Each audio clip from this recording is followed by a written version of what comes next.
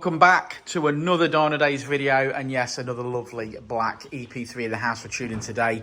Our Richard's about to start a stock power run because we have strapped it down already. So he's going to do a stock power run and then we're going to do an ECU exchange and start tuning. So here we go.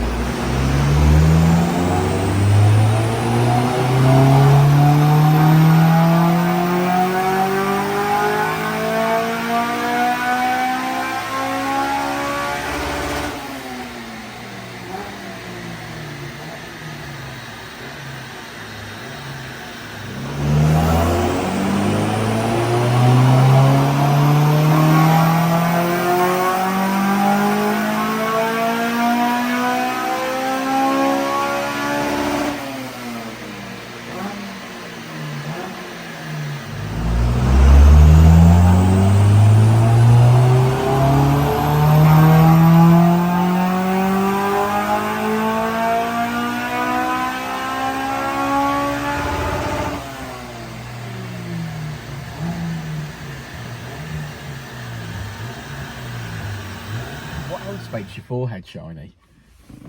Well, the lights of this car, apparently. Yeah, it's a bit shiny. Well, as Jensen is unstrapping the vehicle as we speak, this is another EP3 Honda Civic that we have tuned, and it's gone fairly well. Yeah, gone really well. It's got what I would class as the spoon rep exhaust on it. I want to say they're 2.25, but they're slightly over that. So more like about 2.3s, about 60 mil is what they are. But they're not 2.5, that's for sure. I think it's got a 4-to-1 Decat manifold on it. Yeah. We have what looks to be like an M2 inlet manifold. It's definitely a copy inlet manifold of some description, so some Chinese copy inlet manifold, and the Tegiwa letterbox induction kit. Yes, so not the pinnacle of mods. No, not the pinnacle of mods, but I mean, it's made powered nonetheless. Oh, absolutely. What did we come in on today? What did we make? 202. I think 202, yeah, that's right. That's right. I was thinking there. I was thinking. Yeah, we did 202 in its with the mods obviously in its standard map form. It made 202.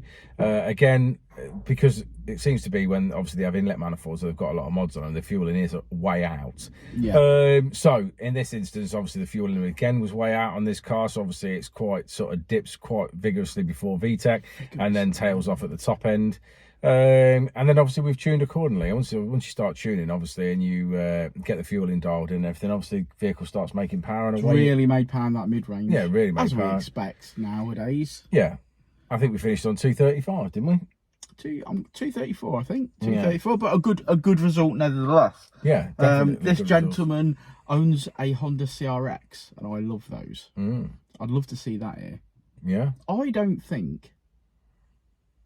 Oh, have we had a CRX on the dyno? I think we've had them on the dyno, but I don't believe we've ever tuned one. No.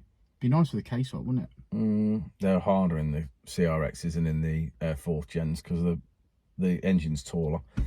Oh, okay. So they don't tend to fit very well. They can be done.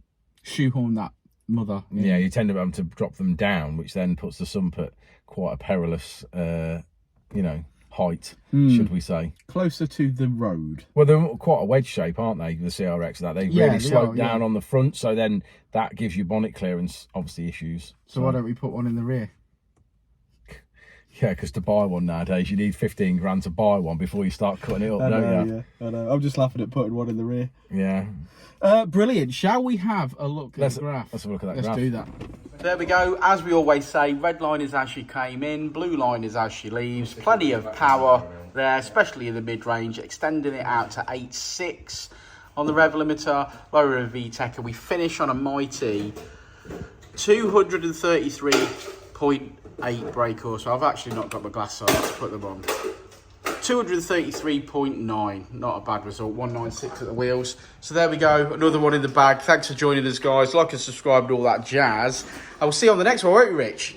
I tell you what, the next video you're going to see is going to be something very, very special from out of Uncle Keith's paint shop. So do stick around for the next video as well. I will see you all very soon. Before, and I'll say it again. Life moves pretty fast.